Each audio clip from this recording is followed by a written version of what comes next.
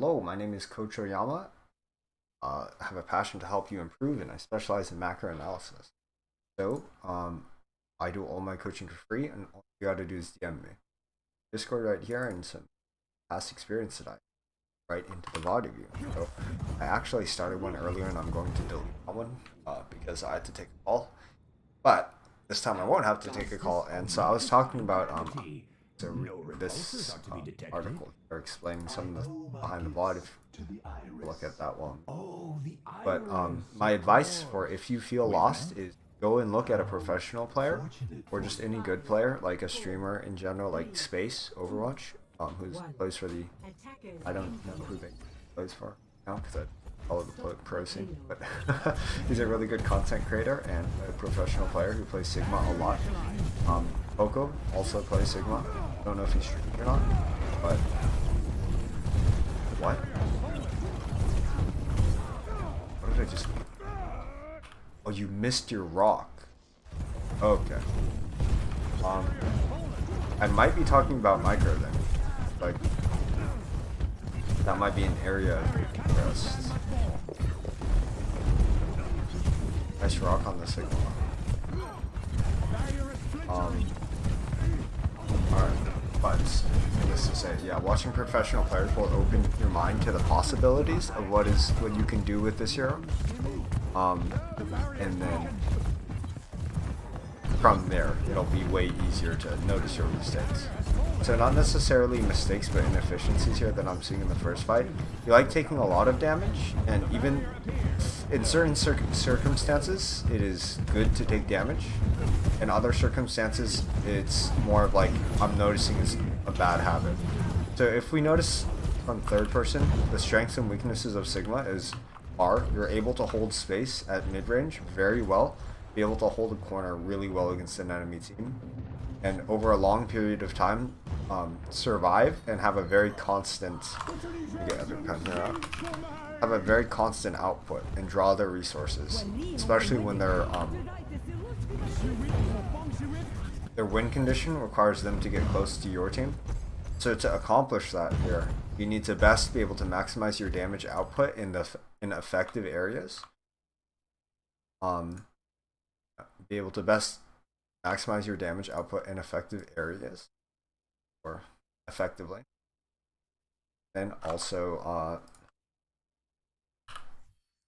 minimize the amount that you're enabling the enemies. Because if they're charging their nano off of, or if they're charging their bolts off of you, then it's going to be very hard for you. And let's look at this first right here, just from third person perspective.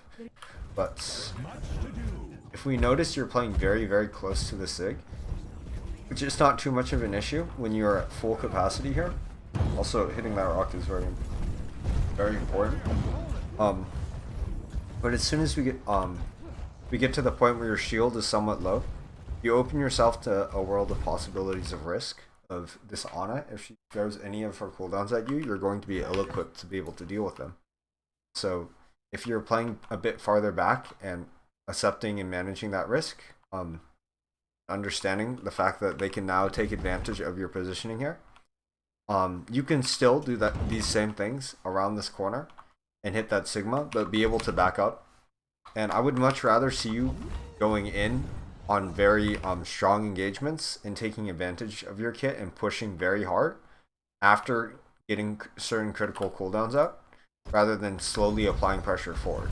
Because right now, if you forced a lot out of the enemy team, you see this opportunity to rock. The thing is, if anything goes south here, you don't have anything to bail yourself out.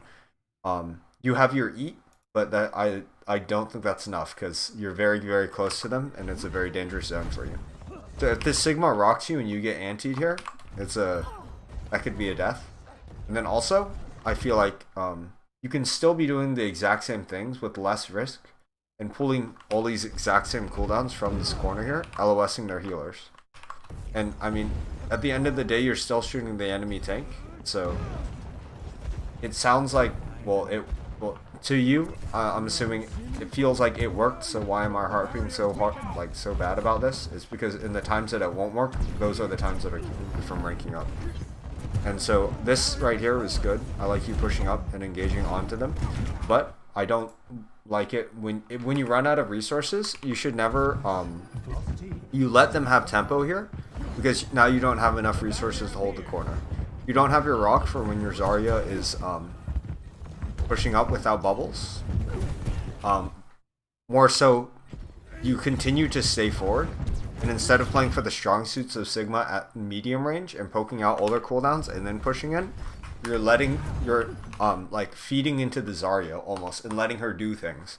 If you can put her AFK by sitting a little bit farther away, and then when she uses her bubble, you can shield and walk forwards, and then she's just offline because she won't have any charge. That is if your teammates didn't shoot her. But then also, she won't be doing anything until you walk forward. And then even if you walk forward, she'll be doing minimal damage to your team, and you'll still have the same uptime and still have the same effectiveness. Also, following up on your own ult is a common thing that I see. When you use your ultimate, you're still at full health. Go in and shoot these people and confirm these kills, because you can definitely get at least one of these people killed, and if not, you're already in their backline getting the follow-up kill. And regardless of the nano, your teammate should have kited this one, but you'd be in for a good like 2 kills because you force so many cooldowns in that instance.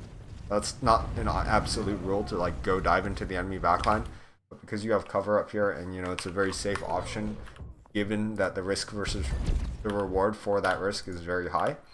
It's allowable or a takeable fight, I guess. Yeah, from that, it's a good risk versus reward, so you should take that opportunity. I really like the positioning here on high ground.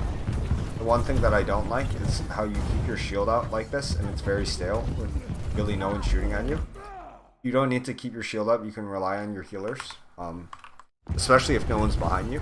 And then now you'll have enough shield to be able to contest this Symmetra and be able to stay up here and brawl this Zarya. Because she's not with your team, then you can still stay up here and deny her value, and force her off the high ground. Because if the fight lasts for more than like 3 seconds here, your Zenyatta's Discord is going to overcome the enemies and pull so many resources. It's really bad for them. Okay, then your entire team just gets stoned by cast. You can't really control that, but you know, in the small mistakes where you're not capturing as much value as you could, you know, physically possibly capture on Sigma. I feel like the aim is a big issue here. Hitting your double shot, double balls on a squishy is very important. So when they're out in the open here, it's very important for you to be hitting your shots on the Baptiste. You know, target prio with hitting your shots will provide a lot of value. I like this push here. Don't forget you can use your shield to cut the heals. I feel like in a micro sense, yeah, first of all there needs to be a lot more accuracy. I feel like you're kind of just guessing, where you'll see a huge increase in value if you're getting more direct hits. Second, you're using your shield. Like this is a good use of shield. This is a decent resource management here. When you flux, you can use your shield to shield yourself. Push forward. I wouldn't say that was a bad flux. Maybe not the best in the world because your team wasn't ready to follow up on it. But this shield here it's pretty good.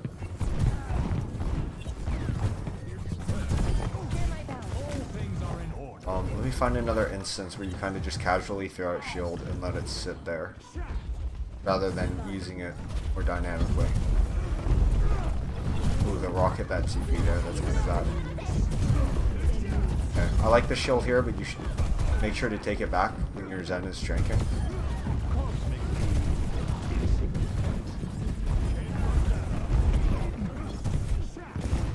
And then hitting your shots here would have killed that cast. And then taking back your shield. Yeah, so there's a... There. pattern I'm seeing here of not holding the shield, not efficiently used.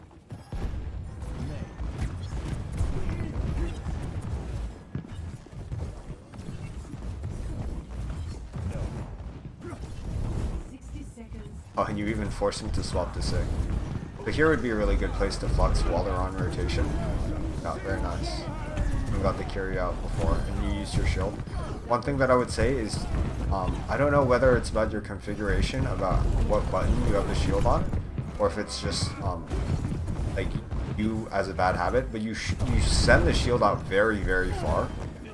Yeah, like you spend like a full second sending your shield out and not shooting, rather than shielding close to you and playing in a spot near a corner or on a high ground where you can just keep your shield right in front of you. Because if you shielded right in front of you here and just like it's already out, you don't need to like, it's shielding you and that's all it needs to do. You don't actually need to put it in front of the enemies. Yeah, and it's like a little bit of wasted time, but that little bit of wasted time is like all the difference. So like right here you could have gotten a good 2 shots on the Ana while she was walking.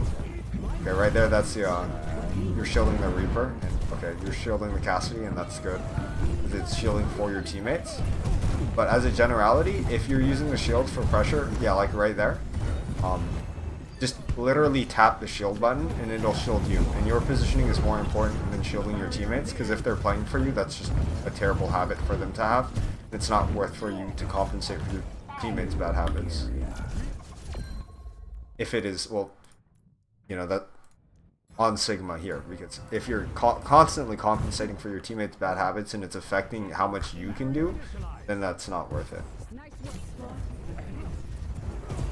Yeah, situation here, it's okay to extend your shield like that because it takes more space and reduces the amount of angles that they have onto your teammates. One thing I want to say is, if you know that they have rock, don't push up and go in front of him. It's a small misplay that'll lose you a lot of space, and your entire job is to take space. Also, play the corner and regenerate your shield. There's a lot of opportunity to just unpeak here and restabilize rather than continuing to apply damage like this.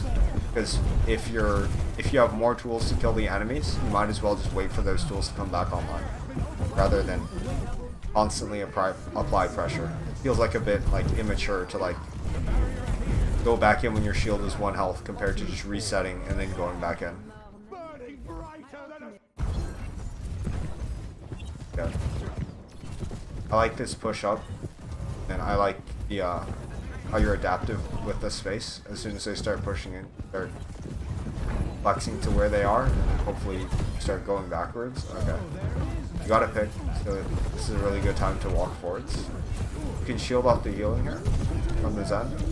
I don't like this flux here. The reason why is because it's a panicked flux, and I know that you're not thinking about fluxing. And if you were thinking about fluxing, very nice, you rock the Sigma. Yeah, also, watching your own VODs, you'll have a lot of bias of you did everything right and seeing only the things that you did good, rather than seeing the things that you did bad. So right here, also like walking backwards and creating a gap between you and the main will help you land the rock. One thing that I want to say is this flux back here, even though it did have a good outcome, you used it while you were at 50 health, and any shots from anyone would have killed you there, so it was not worth it. This positioning is really good. I like you on cart. That was a really nice rock on Sigma. The shield thing actually cost you your team here. It didn't cost your team, but it could have. If you shield closer, then your Zenyatta can actually use that shield. This shield also. But sending your shield in front, because I feel like you're trying to compensate to put your shield down more, but it's actually just not shielding as much. So that's one thing immediately. The weird habit that you have, I don't know what setting or something or another. Just checking the notif to see if it's important. Why you shield so far out. In this fight here, you get caught out by the ball. Discorded. Keep in mind, Discord is a very, very potent ability on tank players, and it'll reduce your effective health back down to like a deathmatch tank.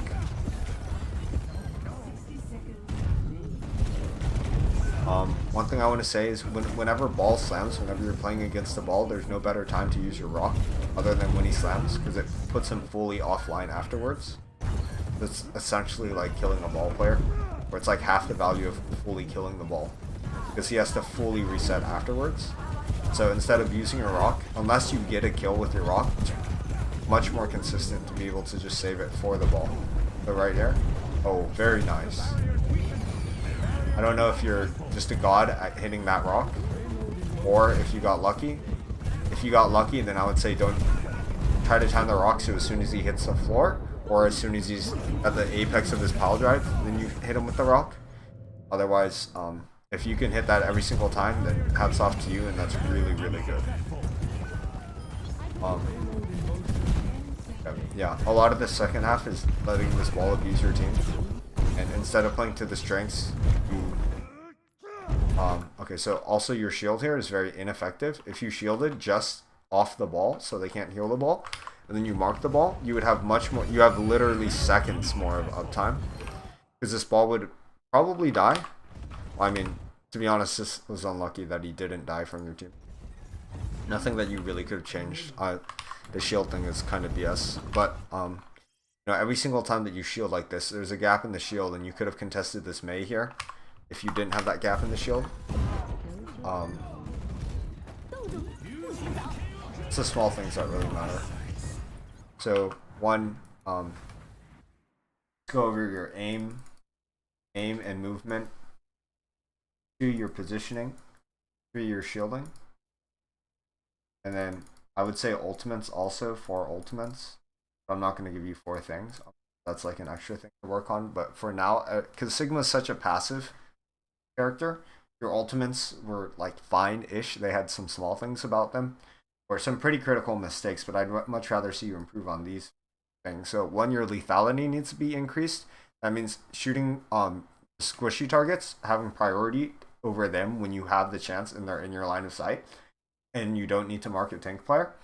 But hitting the shots and hitting the direct hits by either shooting at the ground, shooting at a wall, or if they're in the open, just shooting where they're standing, and mostly like the average of where they're strafing at, and you'll get much better kill pressure that way. Do your positioning, make sure that you're a decent like 4 to 5 body lengths away, like 10 to 15 meters away from the enemies at all times. It's the ideal distance to minimize the amount of threats to you and maximize your damage. Then also your shielding is very awkward, where just tap your shield and have it right in front of you and position in a place where it's good for your shield. Most of the time, if you're positioning well and you just tap it and you have your shield right in front of you, it's good for your teammates behind you, it's bad for the enemy team, and it's good for you. So yeah, hopefully this advice, you can take this advice and immediately implement it. And I think it'll, especially the shielding one and the position, well, are very easy and easy to implement. Maybe not the position. Shielding one is, and it'll have a great impact on your gameplay.